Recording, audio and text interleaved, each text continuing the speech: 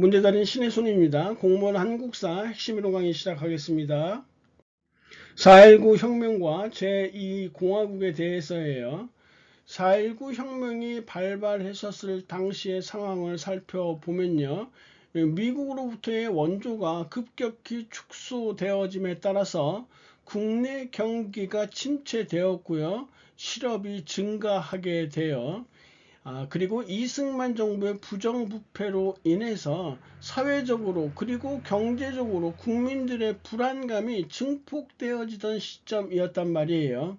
하지만 혁명의 직접적인 도화선은 바로 이 3.15 부정선거로 인해서예요.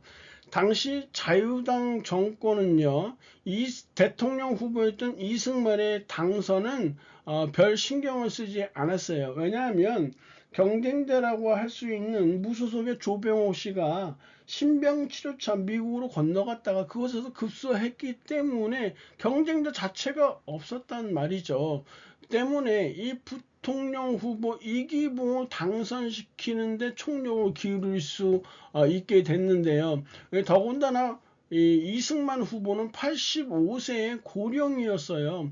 정신도 왔다 갔다 하는 데다가 시도 때도 없이 졸거나 가끔 엉뚱한 말도 하기 때문에 이 자유당 정권에서는 이 대통령 유고시에 대통령직을 대행할 수 있는 이 부통령직이 그 어느 때보다도 중요했단 말이에요.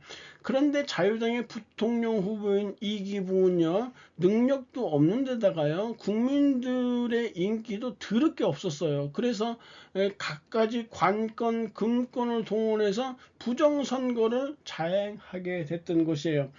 먼저 시간에도 말씀드린 바 있었지만 4할 사전투표를 한다든지 3인조, 5인조, 9인조의 조를 짜서 투표를 한다든지 유권자 명부를 조작하거나 완장 부대를 동원해서 유권자들을 협박하는 상황도 벌어지게 되고요. 야당 참관인을 축출시키고 투표함을 바꿔치기 하는 그런 상황까지 벌이게 됐던 것이에요. 그렇다 보니까 선거 당일인 3월 15일부터 부정선거 규탄 시위가 발생했던 것인데 대표적으로 마산에서 발생했어요. 그래서 이것을 우리는 마산의거라고도 해요. 경찰들이 무차별 총격을 가함으로써 간신히 진압은 했는데요. 정작 시위의 정점은요, 한 달 후에 발생하게 돼요.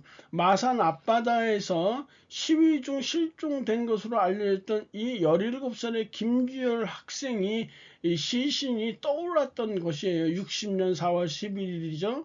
그런데 김주열 학생의 시신이 너무너무 참혹했어요. 20cm 길이의 최루탄이요.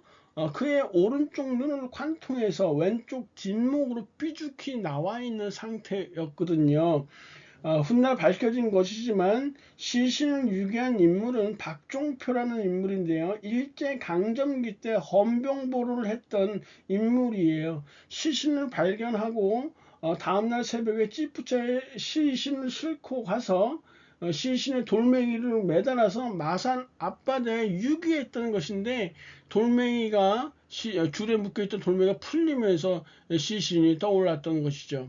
이 참상을 언론을 통해 접한 이 국민들의 분노가 엄청났어요. 시위의 전국적 확산이 되어졌던 것이죠. 고려대 학생들의 시위도 있었는데 이때 정치 깡패들이 기습을 해서 고대 학생들이 많이 다쳤던 것, 그게 4월 18일이에요. 이승만은 전국 계엄령을 선포해요. 4월 19일이죠. 하지만 시위의 열기는요, 식을 줄은 몰라서요. 대학 교수들까지 시국 선언을 하고요. 시위에 동참하게 됐어요. 4월 25일의 일이에요. 마침내 이승만도 견디지 못하고요. 국민들이 원한다면 대통령직에서 하야하겠다라는 하야 성명을 발표하고 하와이로 망명하게 됐던 것이에요. 5월 29일 날 하와이로 망명하게 됐던 것이죠. 한 달 후에 망명하게 됐던 것이에요. 이기붕 일가는 모두 자결을 하게 돼요. 그로부터 5년 후인 1965년 7월 19일에 하와이 호놀룰루 요양원에서 그의 나이 90세에 이승만 씨가 죽게 돼요. 생전에 고국에 돌아오지 못하고 죽고 나서 유해로 이렇게 돌아오게 돼서 국립묘지에 안장이 되었던 것인데요.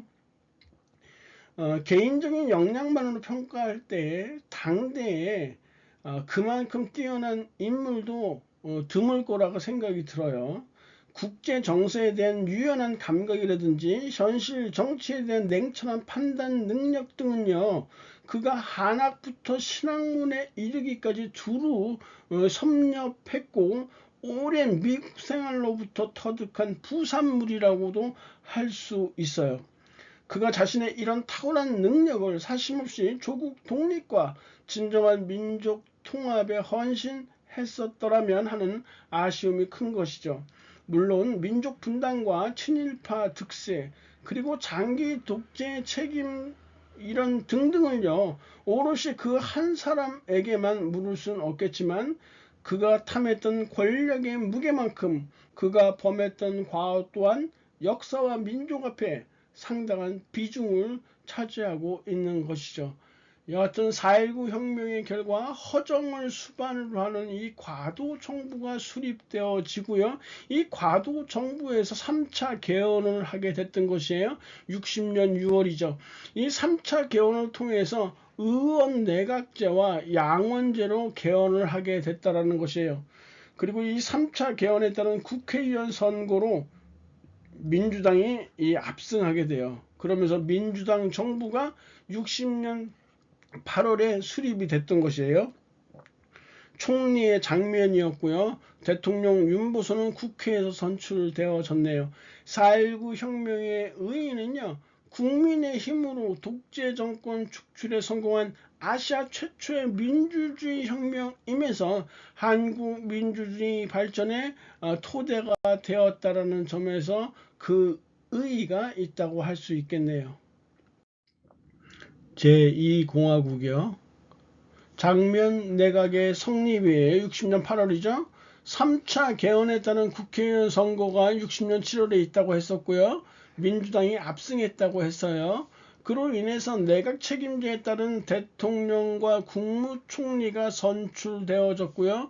이 공화국에서 행해진 것이 바로 이 4차 개정헌법이에요. 이 4차 개정헌법은 3.15 부정선거 관련자를 처벌하기 위한 소급특별법이라는 사실이에요. 이 제2공화국 시절에 각계각층의 요구들이 빈발했는데요. 특히 통일운동에 대한 논의가 아주 빈번했어요.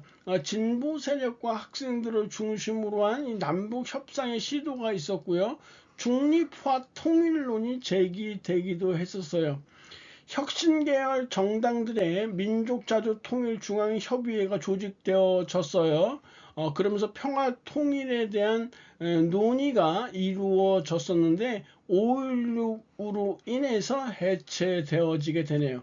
장면 내각은요 선건설 후 통일 정책을 내세우면서 통일 논의에 비교적 소극적이었어요. 민주주의 운동도 확산이 되어져서 학원 민주화 운동, 교원 노조 운동, 청년 운동 등이 활발하게 이루어졌어요. 지방자치단체장 선거가 시행되어졌지만 1년 후에 5.16 군사 쿠데타로 인해서 큰 효과를 보진 못했어요. 제2공화국의 한계점은요. 민주당 내에서 계파 싸움이 있었다는 것이에요. 윤보선의 국파와 장면의 신파 간에 이 세력 다툼이 있어서 국민들의 분열을 한껏 더 가속화시키게 돼요. 국민들의 다양한 요구도 수용하지 못했고요. 3.15 부정선거 책임자 처벌 등 이 개혁에도 소극적 태도를 보였다라는 이런 한계점이 있네요. 제1, 2공화국의 경제개발 노력. 제1공화국의 경제개발 노력을 보면요. 6.25 전쟁 이후에 생필품의 부족과 화폐가치 하락 등으로 인해서 물가가 폭등할 수밖에 없었겠죠. 48년 12월에 한미 원조 협정이 체결되어졌어요. 소비재 물품 중심의 원조가 이루어졌어요. 그래서 이 밀이라든지 밀을 원료로 한 제분공업, 설탕을 원료로 한 제당공업, 면화를 원료로 한 면방직공업 등이 이렇게 이루어지게 되는데요. 일명 삼백산업, 세 가지 하얀 색깔, 이 삼백산업이 발달하게 됐던 것이죠. 문제점을 보면요. 이 미국으로부터 이런 원료 농산물 원료로 수입함으로 인해서 농산물 가격이 폭락했고요. 이로 인해서 농가 소득이 줄어들게 되면서 국내 밀과 면화 생산이 크게 위축되어졌어요. 그리고 원료의 해외 의존도가 높아지게 됐고요. 귀속재산 불화와 원조 과정에서 재벌이 등장하면서 정경유착, 전형적인 부정부패의 시발점이죠. 정경유착이 발생하게 됐어요. 그러다가 1950년대 후반부터 이 무상 원조에서 유상 차관 방식으로 전환되어지면서요. 원조액이 급감되어지기 시작했어요. 이 공화국 때 경제개발 5개년 계획을 수립을 했어요. 실행은 당연히 못했겠죠. 그리고 이 계획을 바탕으로 해서 제3공화국 때 경제개발 5개년 계획을 실행하게 됐던 것이에요. 대규모 국토개발 사업도 추진하게 됐네요. 보기 선언문의 발표 후에 있었던 사건으로 가장 적합하지 않은 것이요. 지금 보시면 서울대학교 물리과대 학생 일동이라고 했는데요. 이 1960년에 있었던 4.19 선언문이에요. 그러니까 이 이후에 있었던 사건으로 적합하지 않은 것 고르시면 되죠. 이승만 대통령 하야했죠. 장면 정권 수립되었죠. 그리고 민족자주통일중앙협의회가 혁신계열 정당들에 의해서 조직되었다고 했었고요. 조봉암 씨가 진보당을 결성했던 것은요. 56년 11월에 진보당을 결성한 것이니까 4번이 틀렸네요. 강의진님 고생하셨고요. 다음 시간에 뵙겠습니다. 감사합니다.